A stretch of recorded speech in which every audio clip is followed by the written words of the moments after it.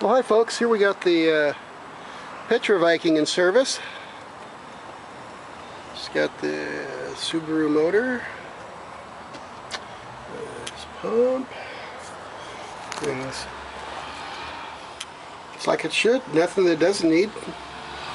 And the water tank.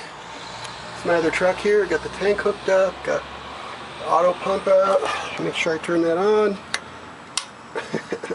So I got a old ProChem pollution solution that I rebuilt and put that inside the tank. And then I have the tank already pre-plumbed for another pump out if I get that and stuff. So here we are. It's the first day actually cleaning hold on, did I get the one in? There we go.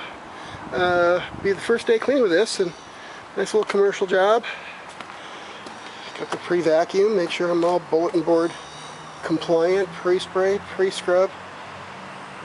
RX-20 is no longer the tool du jour, but got the bonnet attachment for it, and works great so you don't have to carry two tools with you.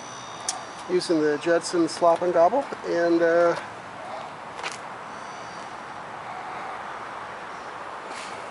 we go.